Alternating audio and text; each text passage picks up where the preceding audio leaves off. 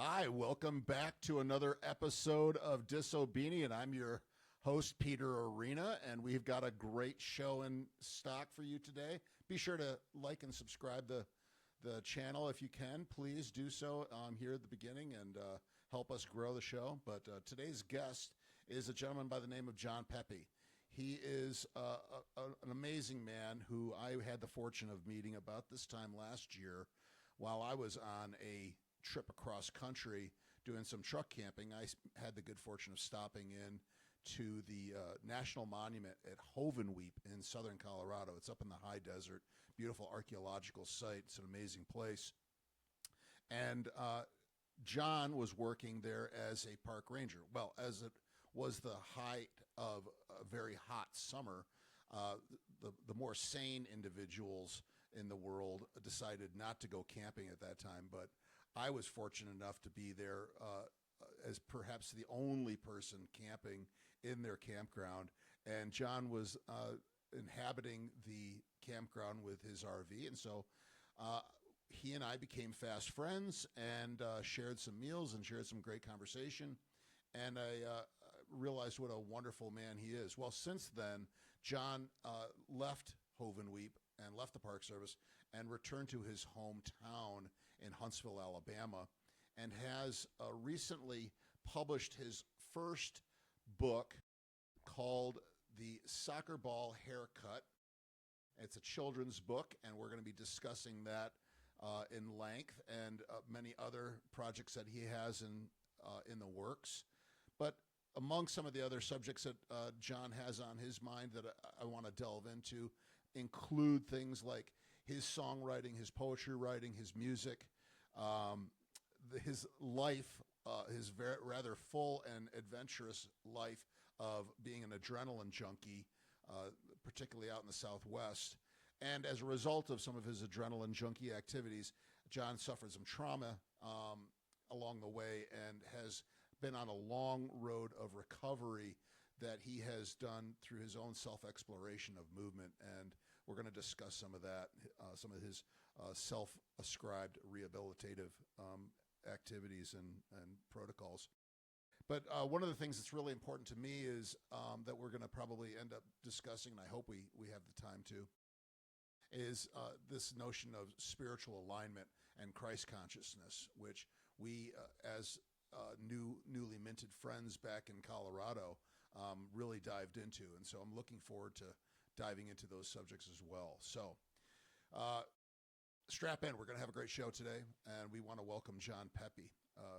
John Pepe. Thank you. Welcome. Thank you. I appreciate it. It's great to be here. Great to see you again. And yeah, likewise. Super glad that we became friends and that we've stayed in touch for sure. Yeah, absolutely. It was a great day when I got a chance to meet you.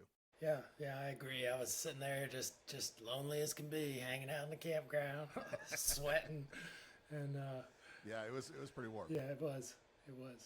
But yeah, since then a lot has happened, and I've decided to come home, and I'm trying to gather all of my old children's stories and publish them. See, they're not doing anything on my hard drive, so I figure I might as well share them with the world one way or another. So let's talk about the soccer ball haircut. Just kind of dive into that for a little bit and tell us what brought it about, and maybe perhaps some of the issues with publishing and some of the travails of dealing with publishers. And I think people would be interested in hearing about that. Yeah, it's been a learning experience for sure. I'm super proud of it. I love to have a hard book. Yeah, thank you. The hardcover, the pictures are really great and fun and engaging. It seems like the kids like it a lot. The characters are fun. It's just a quick little rhyming book, but it's something that my buddy and I wrote long ago, 12 years ago probably. Archer was a friend of mine that he used to live next door to me, and then I ended up becoming his uncle pretty much and taking care of him for a few years, just helping his parents when they were going through some hard times. I would hang out with him and his big sister a lot, and take him to preschool and take him to soccer practice and babysit and all that, right? So we would go to soccer practice and discuss this story about a kid who's wanting his haircut looking like a soccer ball, and the barber is all crazy looking and bald and has hair everywhere except for where it goes on top of his head.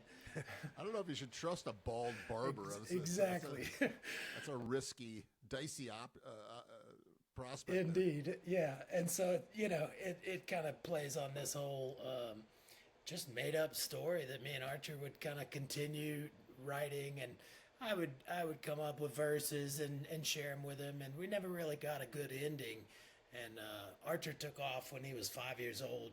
They moved to California, so I knew him from when he was born to 5 years old, and then we kind of lived apart or whatever. And I pulled this story out a couple of years ago, maybe a year and a half ago. I found it in my old writing and just pulled it out and found a really good ending, a really clever ending. And just decided this is it. I might as well publish. The World Cup was coming up, and so that's kind of where it came from. And it's not a long story or anything, but it's about the barber who kind of messes up his hair. It's sort of a mishap, and the kid's feeling bummed out and goes to soccer practice thinking his haircut's dumb, and all the kids, he's thinking they're going to make fun of him, and they actually like it and think it looks cool and crazy. They all beg their parents to get the same haircut. And so they do, and everyone's happy. And they got this crazy sort of spiky soccer ball haircut. And the twist at the end is that it's really my dad. The barber's my dad. So, Got it. Yeah. And that comes from real life experience too. Growing up. Before I forget to mention, where are you selling the book? Where is it available? Yeah, it's on a lot of the major book outlets, Amazon.com, Booktopia, Books A Million, Barnes and Noble. It's also, I've got a page that they call it my landing page. It's basically just the book, and that's at readerdepot.com. So, Reader Depot. Yeah. Okay. Yeah, and it's available online, kind of all over. You can find it for sure. Just type in my name and the name of the book. So, yeah, and I'm trying to get it into some local indie bookstores. But yeah, like you were saying, with there's sometimes hassles with the publishing company to try to make this happen. And I didn't know about any of it, but now I do, and yeah, it's a learning experience for sure. I think I might do it a different way next time, but yeah. So I think that's part of the learning process. So what would you do different? I went with one of these like hybrid. It's supposed to be a mix between traditional publisher and self-publishing, and it's I forget what they call it, but it's a monthly fee, a set price, way too expensive, I think. But maybe I'm paying for it being at Books A Million and at Barnes and Noble and all these big bookstores right away. Yeah. I didn't have to do anything. I just went and checked, and it was there. So yeah. Well, that's the first thing that comes to mind is I used to be in the craft beer business, and you'd be around a lot of these small microbreweries, and they could self-distribute, and they could do it, but it's a real hassle, man. It's difficult. Yeah. But you could also go through a distributor, and the distributor would get you, and you would be producing like a madman, but they want their pound of flesh. And that's understandable. Right. So there's a give and take. Yeah, and that's kind of where I'm at, just playing with how do I navigate this whole publishing world. I've done a tiny little sort of like a Shel Silverstein inspired book that I did on Amazon KDP, and they won't publish a hard copy unless it's a certain number of pages, 25 or something like that. I only had like 7 poems and pictures, so it didn't quite add up to a full hardcover book. but it was an ebook, and all that was free. So it's like, well, maybe I should dig into that a little more and see how I could get one of my other stories with more pages to be, print on demand is how they do it a lot through Kindle. So, that's all this company is doing. They've run it through Amazon, KDP, and they print on demand. It's not like they have a huge stock of my book. Right. So it seems like makes a lot more sense. Of course, and it seems like it's easy enough to navigate that as an individual without having to pay some big publishing company to. How is it performing? How's the Well, I just got the review yesterday, and I've been chomping at the bit, to see what it's doing. But I guess it's doing okay. I've sold 67 within this first month. Oh, so that's pretty awesome. Good. I guess I actually have no idea if that's good or not comparatively, but seems good to me. It's a couple $100, in my dashboard. So like basically they've got a dashboard for you to track your progress and see what kind of profits you're making. So yeah, it doesn't really break down exactly what Amazon's cut for the shipping and for the printing and the tax. It doesn't really break down where someone has bought that book, whether it's through Amazon or through Barnes and Noble. So it's limiting in the dashboard. You can't really see much. All you see is a dollar amount, which is great. But it seems like if I can get my own stock of a bunch of these and then go out and do signings at libraries, at schools, do a reading at a elementary school. I have one of those lined up at the place where I went to kindergarten, Mountain Gap School. I'm also substitute teaching these days, so I went and did a substitute teaching day the other day, and I have a friend that I went to high school with that is the librarian there, and she's got a copy. She was a soccer player as well. So it's great. She's right there. She went and talked to the principal. Principal okayed it. So hopefully next week I'm going to go and read to these kindergartners and just read them the book. And yeah, I love it. That's Johnny Appleseed style. You just gotta keep on trucking and spreading seeds. That's right. Good. Yeah. So you've got a lot of other stuff cooking in that noggin of yours, and you've got all sorts of other things perhaps in the works as far as other books to be published, however they get published, and poetry and music. Right. So take it from there. What's cooking?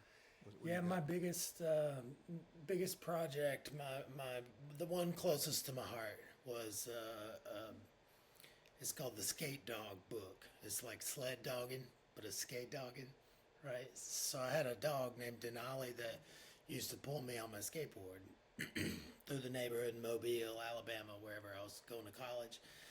And man, we would haul butt through the neighborhoods and scare all the neighbors, and little kids would go running off thinking the dog's chasing them, and we're just carving through the neighborhood. But yeah, there were some really good times, really great stories, a couple of really bad wrecks where I shouldn't be okay, but I was. A couple of times where he'd chase squirrels, and he was a husky Rottweiler mix, so as soon as he saw a squirrel, there's no stopping him whatsoever. So I learned to let go. Yeah, exactly. I learned to let go and just trust that he'd be okay and just make sure that I'm okay. But through all that came a series and a story that I wrote about Denali, and it's called the Skate Dog book. Basically, I had Denali out in Salida, Colorado, where my grandparents are from. I was working on the Arkansas River as a raft guide and was living in the back of this liquor store that my friend's dad owned, and running the river every day, and then coming back and working at the liquor store for happy hour, And so this guy came in one day, and Denali was sitting next to me. He had a blue and a brown eye, like the Huskies do. And this guy said, "Wow, your dog has the magic eyes." I was like, "Tell me more." He said, "You've never heard there's a certain native tribe in the Southwest that believes that animals with two different colored eyes can see both sides, the living and the dead." And I was like, "Oh, that's it." So that's the theme. Basically, when Denali's pulling the little boy, me, on the skateboard in the story, I can see what Denali sees, and Denali can see dead spirits. So we can connect with spirits in a way that other people really can't. But it's kind of as a team. As he's pulling me through the neighborhood, we're kind of accompanied by maybe some spirits flying along with us, and in the story, it's me and my papaw. And Papa's, got a little cabin up in the woods, and me and Denali go carving through the potholes and the rocks, on the country road. And I guess in the story, Papa dies, and he's buried down by the river, and we're able to skateboard down there and still go and hang out with him, still learn lessons from him. So that sounds like a good one, man. I want to see that. I want to see that. Yeah, I've been working on it for a long time, and I've just slowly kind of got these ideas sort of set in my mind. And I've written, actually, there's a sequel kind of in the second story is when Papa dies, and we're still able to hang with him. But when I was living in Peru, studying abroad, when I was in college studying anthropology, they believe that when you die, you go through a river right next to Machu Picchu. It's a sacred river, and that river meets up with the Milky Way, and it forms a celestial river around the universe. And you travel through that before you pass on to the next place. So that's like an actual cosmology they still believe in some places in the Andes there. And I just thought that was really cool. So I kind of play on that. When Papa dies, he goes through the river of time into the Milky Way. The Arkansas River in this exactly. case. And it goes right up into the Milky Way, and we're dreaming beside Denali's, beside our grandpa's grave, and Denali's like the light in the sky that's carrying them souls to the next place. These types of sort of esoteric. It's a kid's book, but it's not just a silly book. I like kids' books that kind of don't talk down to the kids, and explore some of these deeper things, and because it cracks their minds open and gets them like, whoa, okay, that's that's beyond the world that I had already been kind of digesting as a 6-year-old or a 7-year-old.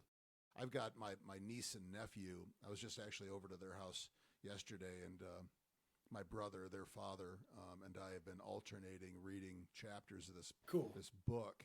And along the way, they're coming across words and concepts that are alien to them. And I think the book is, quote unquote, above their reading level, but I don't care.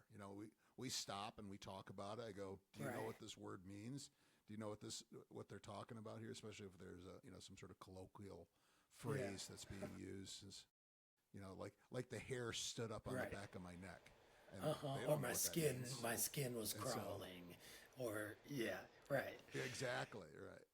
So I think that it's important to not talk down to the kids. Very much so. I agree. I mean, some of these concepts that I'm talking about with the Skate Dog book, and the second one's the magic eye. And the same kid, Archer, that I used to write the other story with, he's the one that come up with the magic eye. I was trying to think of a title. He's like that. So I give him credit for that, But basically, it's like kids are people too. They're just a little bit behind us in gaining knowledge. So it's I feel like give them as much as I feel like giving them information that can play on their imagination, because they're way better at imagination than we are as adults now. It's just natural for a kid. They haven't been circumscribed with what is possible and what is not possible. Exactly. So yeah, that's what I'm taking some of these theories and actual belief systems about death, about the afterlife, some of humankind's most esoteric questions, and kind of breaking them down into a story that it feels good because having a relationship with your pet or your animal, it feels so unique and so like divine sometimes. If you've ever had a lot of people can relate to that, but also as a kid, the world is new, and so to I think it's just important to talk about real things, death. I don't say in the story that he fell asleep for a long time, or that it says straight up that they put Papa in a coffin and buried him underground, and I'm sad, and it's like that. It's direct when it comes to that, and I think that other cultures, or some cultures around the world, do teach young people how to deal with some of these hard human lessons through imagination, through things that aren't scary. It's just how it is, or maybe how it might be, right? So, yeah.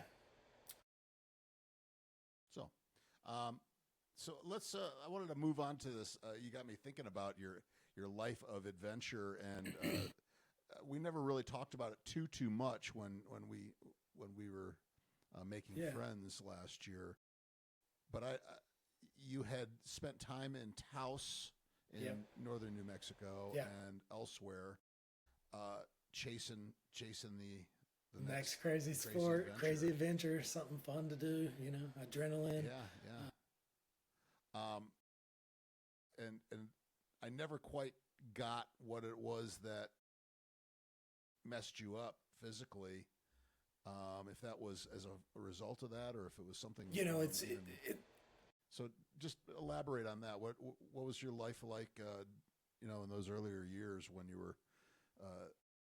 I was wild, man. I was just gung ho.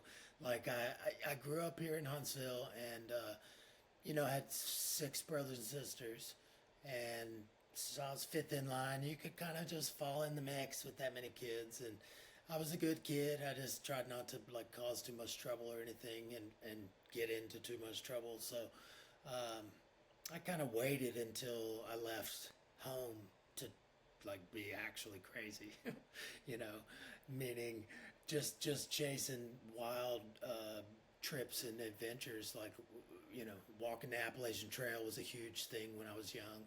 My dad took me and my brother out to Slick Rock Creek up in Tennessee, right at the foothills of the Appalachian Mountains, right near where the Appalachian Trail starts. And we spent, I think, 3 nights out.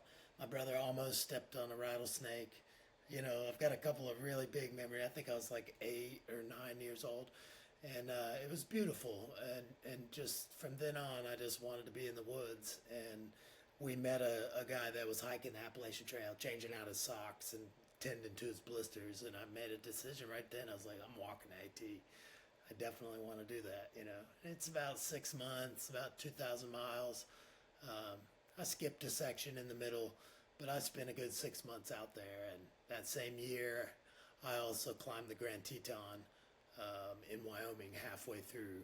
So I walked part of the trail, hitchhiked, drove out west, climbed the Grand Teton, spent time in Vail and Boulder, and just preparing for this trip. Then we got up top the Grand and came back, and I flew to Maine and walked from Maine to about Massachusetts. So so that was like one of my big goals as I was a young person, and then something I did when I was 20 years old, I think, is when that happened. How do you support yourself when you're doing stuff like that? I've always been kind of curious about that sort of things. Like, I was young. I didn't have like a real job. Yeah. Just I had find done, jobs, seasonal work. That's kind of all I've done most of my life is seasonal stuff. So I got time off, I save up and then so what I did was bought all of my food first, all dried food and packed it up and, a lot of candy bars, I didn't eat very well back then, but I was super fit, so it didn't really matter. But I wouldn't do it that way again. I had my mom mail me packages every week and a half, maybe 2 weeks. I'd stop in town, go into town and pick up my mail drop. And by the fourth or fifth mail drop, I was trading out all the ramen noodles and mac and cheese and getting rid of it and, um, buying a hamburger to eat in town and then just buying fresh stuff. That would be the way to do it. Nowadays, that was back in 2002, so I didn't even carry a phone with me. We would stop and use payphones, which were pretty scarce even then, but that's how I did it. But it kind of tied me into going into certain towns when maybe I wanted to skip that town and go to the next one. Right. So if you had a few $1,000s, it doesn't take much. You could probably, if you weren't picky about what you eat, you could do it without anything and just go into a town. There's always a hiker box where people like me who's tired of mac and cheese just toss it, in a box, and it's free for anyone hiking. So I see. Okay, so there's a certain communal big time food exchange and all sorts of communal stuff where people I mean, and there would be a party going on up at the next 3 towns up, and you'd hear about it in the trail shelter because they'd leave notebooks, or you just hitchhike up to that next town, party for a night or two, then hitchhike back down and hike, or not, Well, okay. So no cheating. There's no all cheating. different kinds, they call it blue blazing, white blazing, yellow blazing, red. You can do all different kinds. White blaze is following the paint on the tree that is the Appalachian Trail. But, black blazing is hitchhiking, I think. Brown blazing is taking the trail that used to be that they painted over. Blue blaze is water. There's all kinds of different, so... But I think now that there's cell phones, it's a completely different thing, Yeah. Well, I used to be a kind of a freewheeling motorcyclist type, just kind of touring, and I was living on the cheap and didn't have a lot of money, and so we used to have this thing called the BMW Anonymous, and it kind of reminds me of that, where there was a book. Right. Again, this is pre-internet and pre-cell phones, and there's this book called the Anonymous Book. And in the book, people would list their phone numbers. So you'd look under, so say I'd get to Huntsville, Alabama, and I would see like maybe 3 different phone numbers.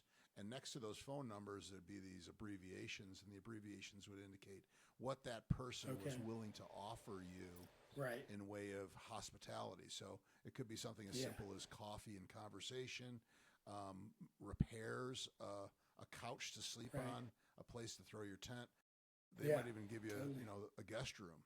And so all these things. And so you'd look and see, okay, I need a place to throw my tent.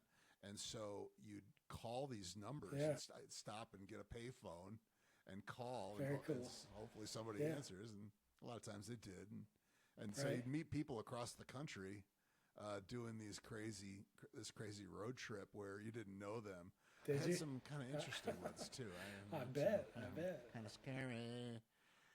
Sort of like, it's not for the faint of heart. Exactly. You don't know who you're going to get hooked up with, but I'm not sure what it's like nowadays. Yeah, I don't know. I've had, many different types of experience. I've even hitchhiked up and down the East and West Coast, pretty much right on the Highway 1 in California. That was a beautiful experience, and I've had some strange things happening on the trail, or I was going to mention trail angels.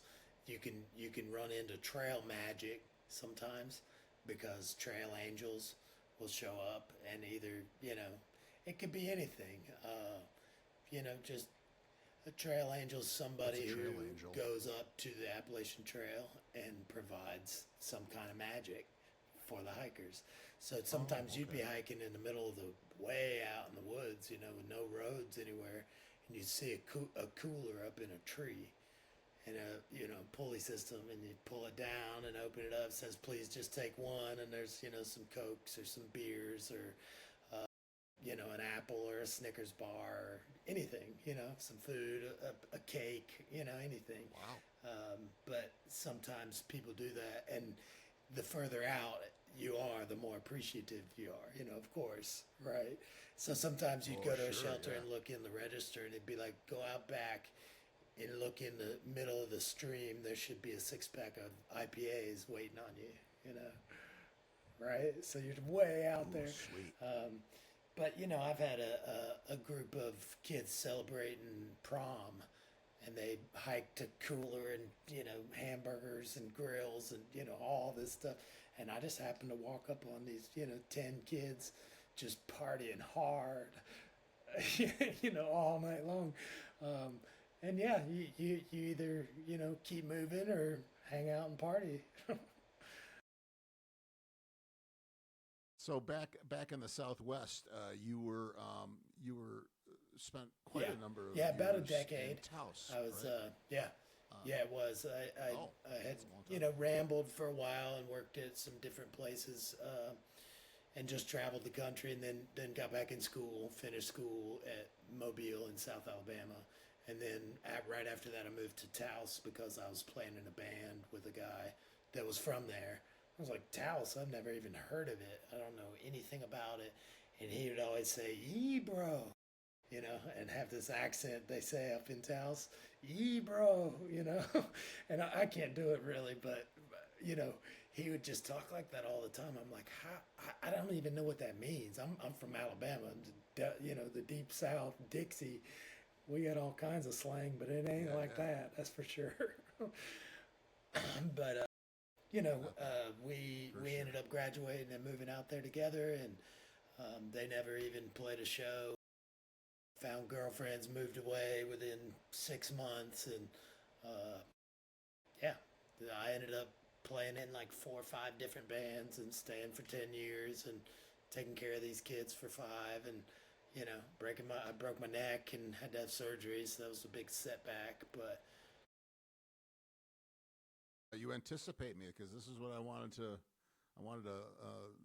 venture into. So you broke your neck. You say that was the second time I broke it. So yeah, I got a scar. You can kind of see the scar. I got a little mark on it, but yeah, I fixed that one. That was a snowboarding accident. I was just, my mom tells me a story about when, I don't remember this, but I was in diapers, and she was there at the pool with my older brothers and sister, and they were all jumping off the diving board. I was just dead set on it, so I ran up there, jumped off the diving board, couldn't swim, didn't know how to swim, so she had to jump in after me, and kind of been living my life ever since, just like that. Up to about 30 years old. So when I was, 27 or 28, I had finished college finally and moved to Taos and started whitewater raft guiding and snowboard instructing. And so, it's like a crash course in extreme sports. And I did pretty good. It was like, you learn fast when it's big water and when it's, consequential. It's like either learn fast or die, especially on the mountain. A lot of the places I ended up going was like, wow, this is like serious terrain. This isn't just, a hill up on, with some snow. It's like cliffs and cornices and some serious, stuff. And I was riding with some of the best because they were instructors. I was teaching mostly like never evers, kids that had never snowboarded. So I tapped into my wrestling coach mentality, and I would teach these kids, even before we got on the slope, different upper lower body separation, different ways of moving, because that front side turn on a snowboard is pretty scary, no matter who you are, how it's a fear you have to get over. So to teach a young kid that it's a different thing than teaching an adult, you know. And it's been my impression, my general impression of you as a person, and where your strengths lie, is in this ability to be a teacher, and a teacher of these sorts of you know, physical body movement activities, whether it's your rehabilitative efforts for your own self, or your Yeah, I'm not sure if you're still doing the wrestling coaching, but for sure.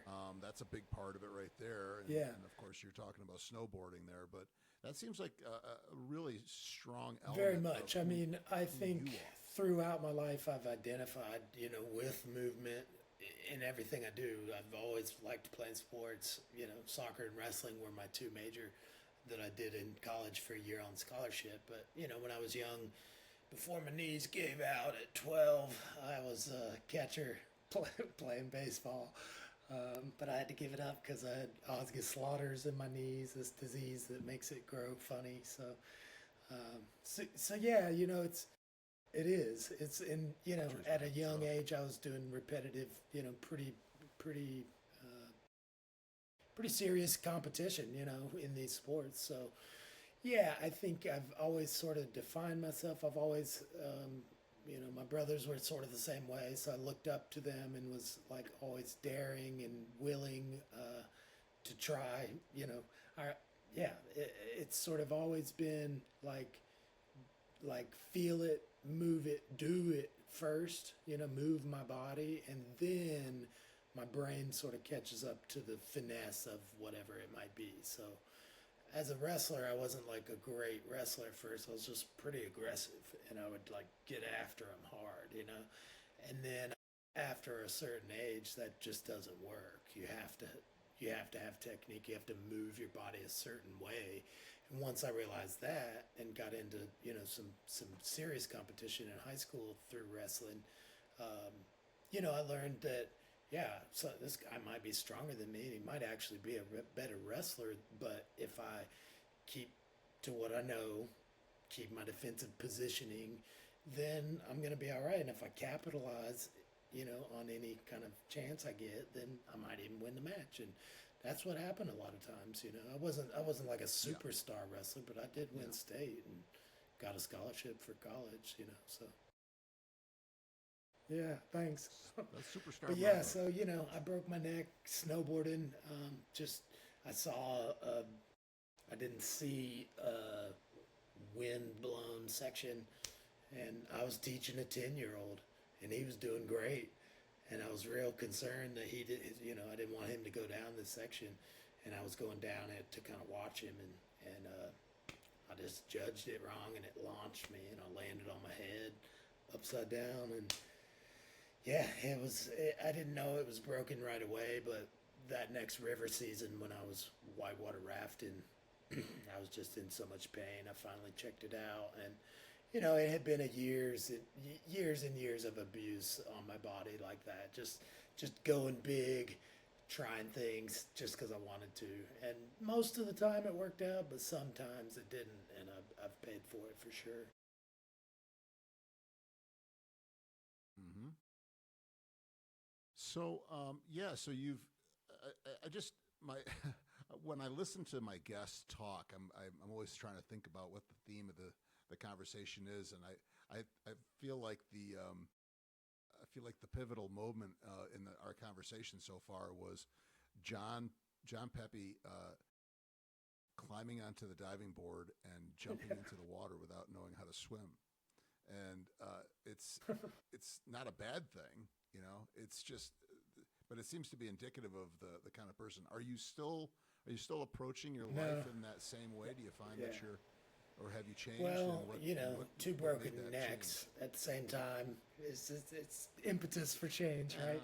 Yeah. And I've had traumatic brain injuries. I've been a soccer player my whole life, and you know, wrestling practice knocked myself out. Just hitting someone else's head, just random stuff that has taken its toll on my hormones. I've finally gotten into researching, some of the symptoms that I've been having and some of the like, why is my back in so much pain? Well, I've dealt with that. It's been, over a decade that I've been dealing with low back issues, but it's actually pretty good. I've got a break down there, bilateral pars fracture at L5S1, but it's one of those things you kind of wait and yeah, yeah. And a lot of people have trouble there, so it's a super common area.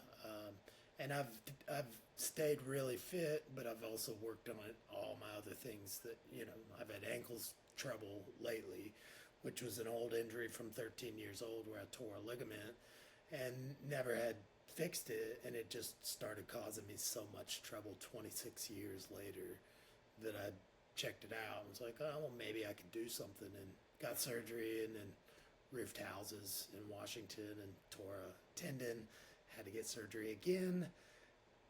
So it's something I deal with every day, and that's big inspiration for change when pain is there every day, and no matter what you do.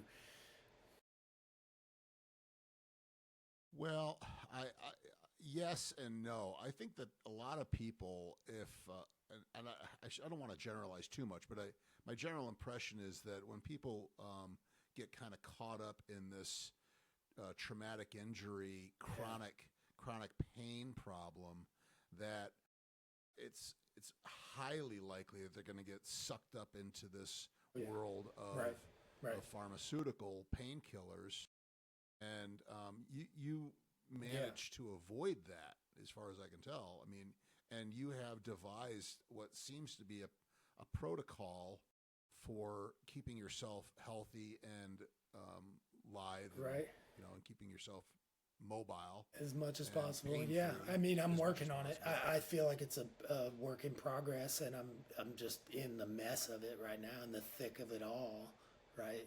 But I mean, that's just how I feel, because it's an everyday situation with pain.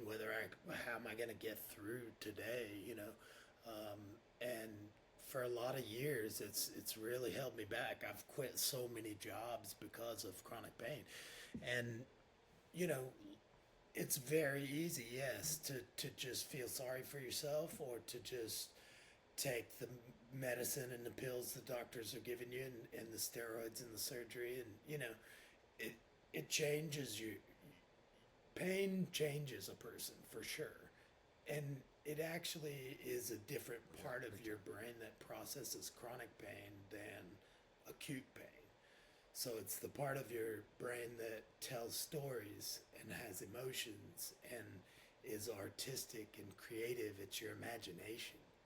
And it was so hard for me to understand or even accept that at the beginning, because it's like, well, I'm not making this pain up.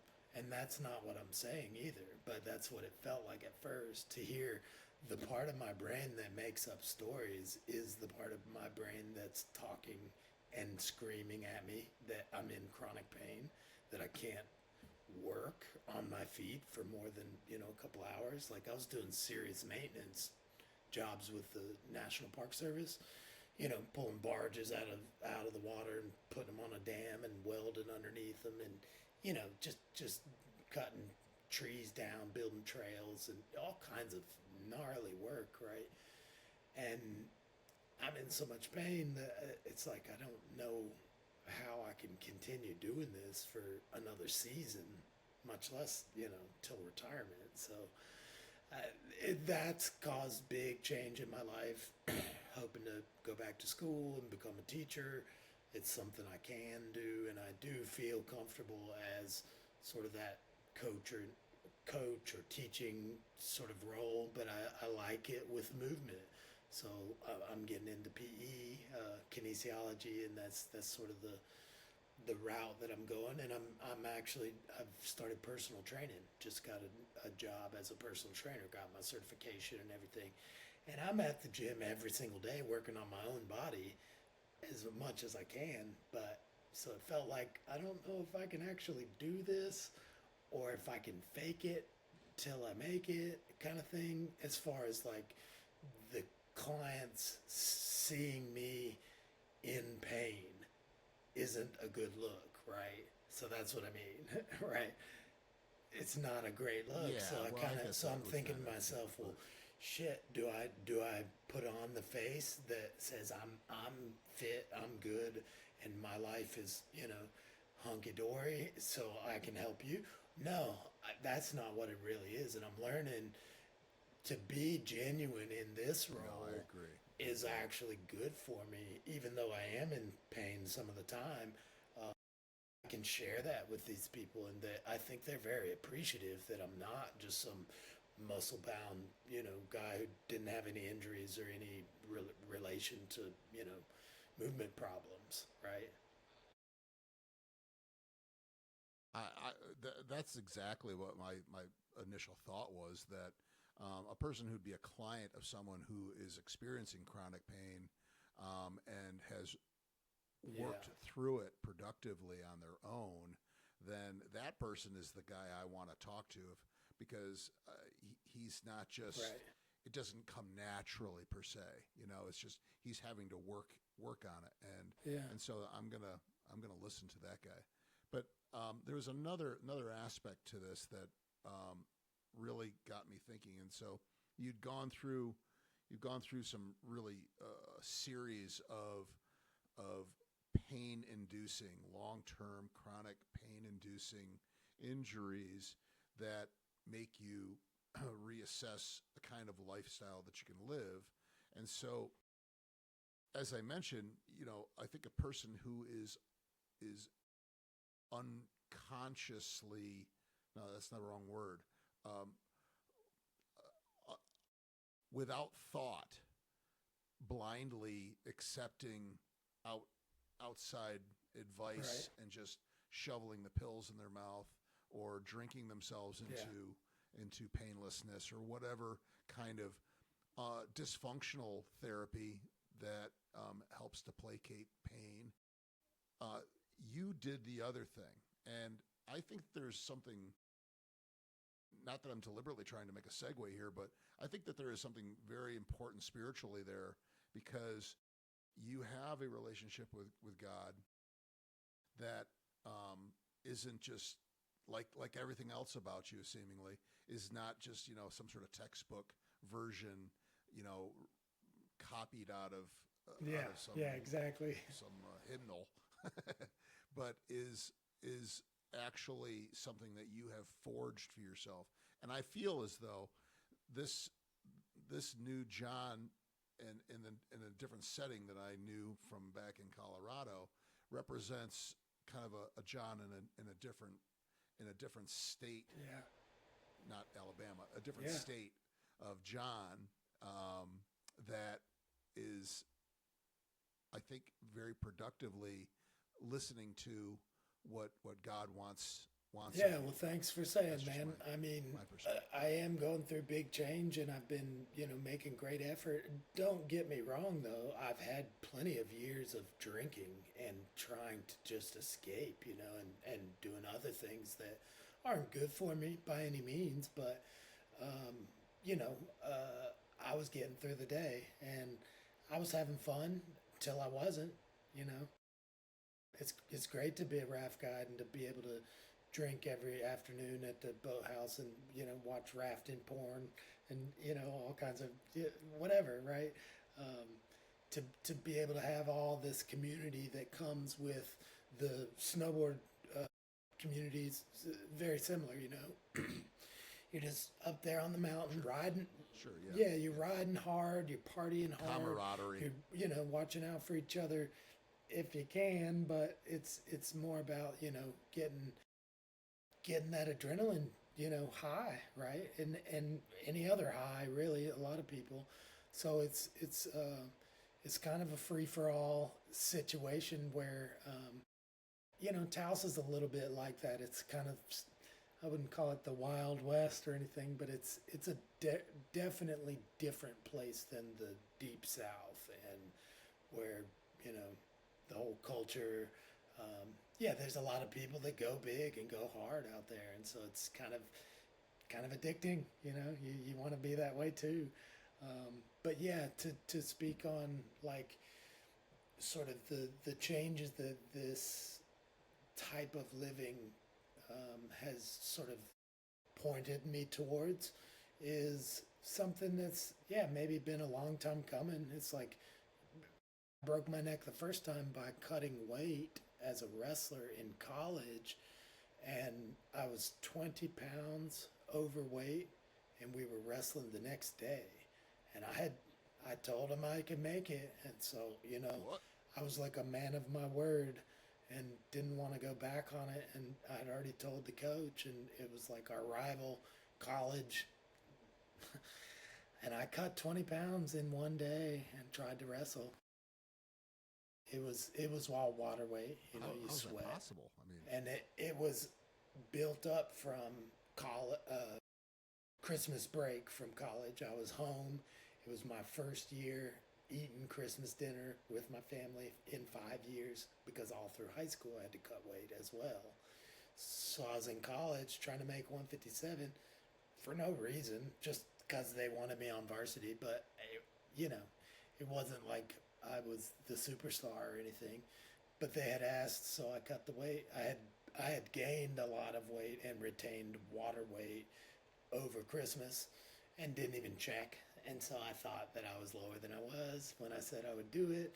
When I looked, it was just like a lot of weight, and I could feel it. You could see it. You're bloated. It's water weight. You know what I mean? Your body was starving. Yeah. You're eating now, so it retains everything. And so I was able to just knock it out in about, yeah.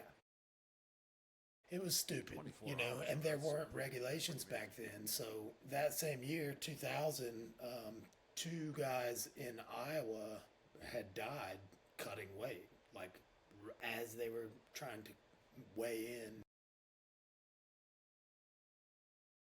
I remember I didn't wrestle for very long. I only wrestled for about a year. My older brothers were state champion wrestlers. Okay. John, who was in the previous, I thought he looked like a wrestler. John was I can state tell. champion. Yeah. And yeah, John's a wrestler. So, but I remember we'd be standing there getting ready to go on the scales, and guys are just spitting into cups, nonstop, spitting into cups. It's funny that we talk about the weight cutting, because I was thinking about it this morning. I don't know why I was thinking about it, but I was wondering. I wonder if you could shave your head, and how much weight that would take off prior to a weigh-in. If that became an issue, well, that's what we did. You should see my senior year. I got a picture of everyone down to the freshmen. Everyone shaved their head. There wasn't no choice. Captains pin you down and shave your head. Yeah. Right. And I imagine it just has a good functional reason. Besides it's a lot of things, good and bad. But it's exactly. Okay. Well, you're either on the wrestling team or you're a Hare Krishna, whatever. But I remember our high school team.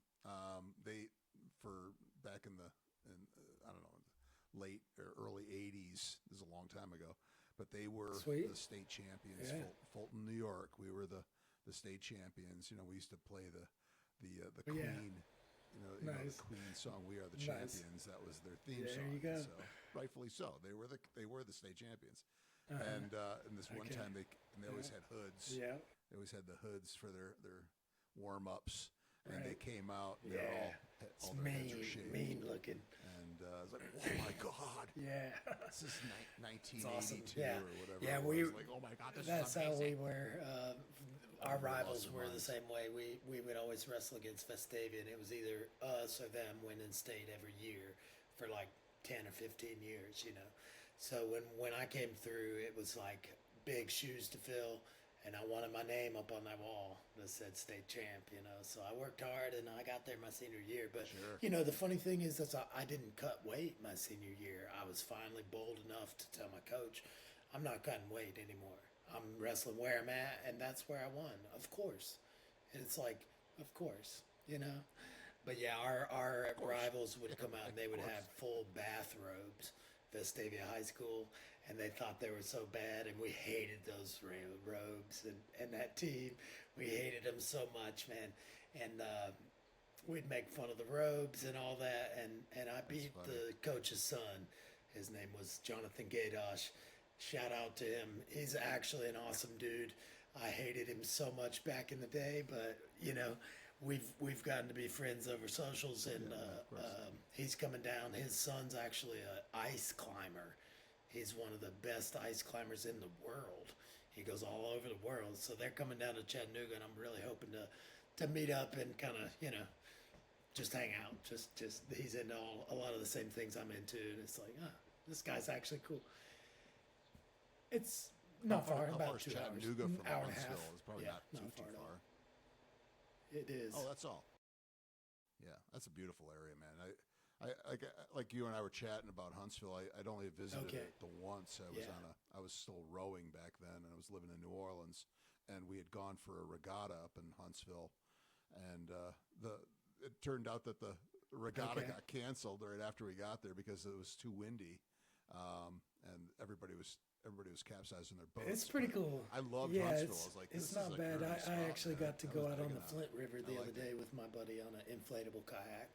So he was a raft guide in Oregon for a long time, big water, and he runs those those creature crafts that have a overtop inflatable, so it doesn't actually dump you. You're tipped. You can do like class 6, huge water. They're crazy. That's some cool videos to watch. Oh, yeah, interesting. Creature crafts. Oh, never heard of that. That's interesting. So, kind of like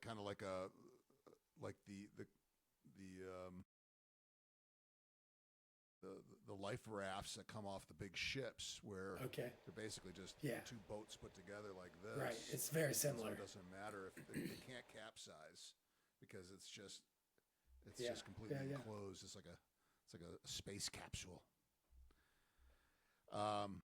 Well, fascinating. We're at the 57-minute mark here, and we're closing in on a minute here. I was hoping that you had some parting wisdom and anything else that you wanted to talk about. You know, we didn't really get to the spiritual alignment and the Christ consciousness, but that's it's definitely worth a whole episode.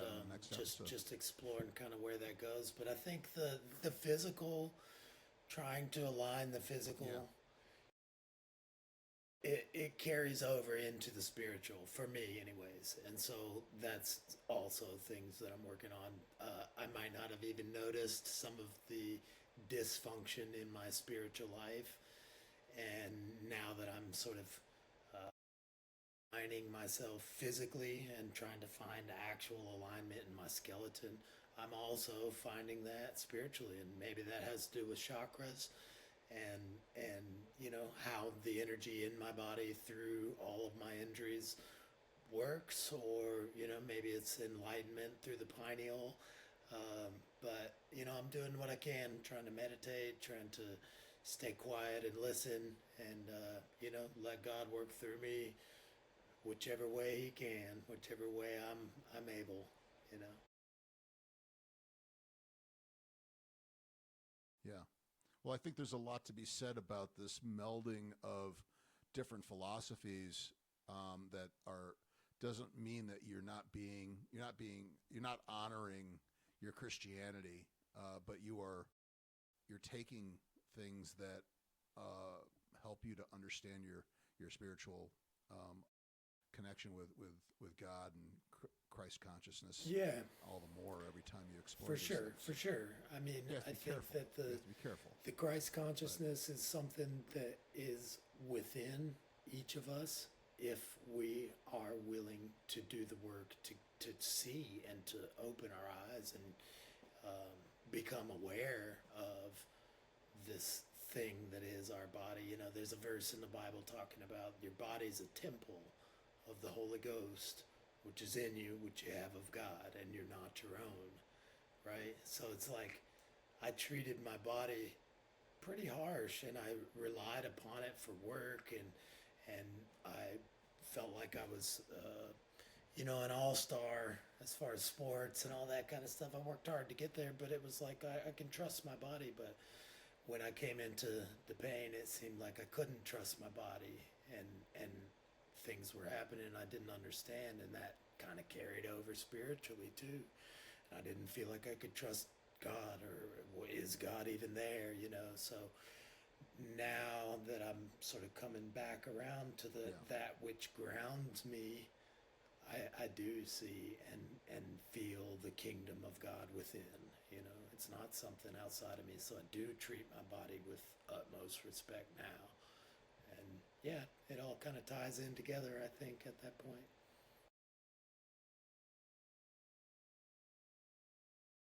John, this has been a fantastic conversation, and every time I engage with you, I feel more enriched because you are a genuinely good guy that has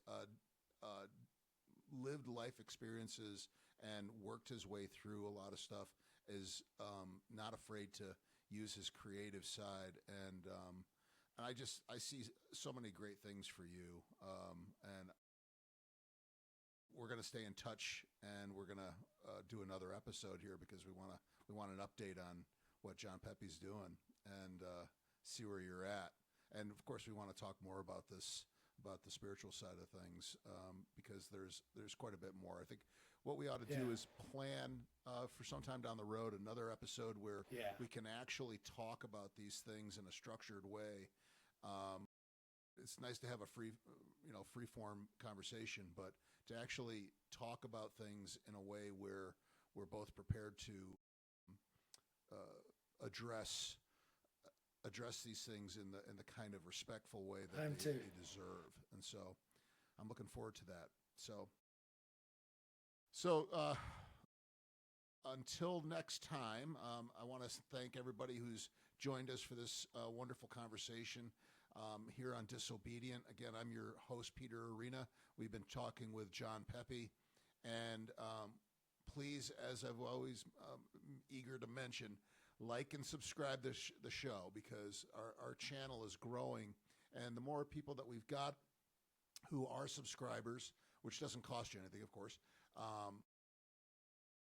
we're getting closer to doing lives. And, YouTube has to have a certain minimum number of people who are subscribers. And so once we get to that threshold, we'll be able to do some live shows, and I look forward to doing that. So I want to thank John Pepe one more time and say until next time, thanks. Stay disobedient.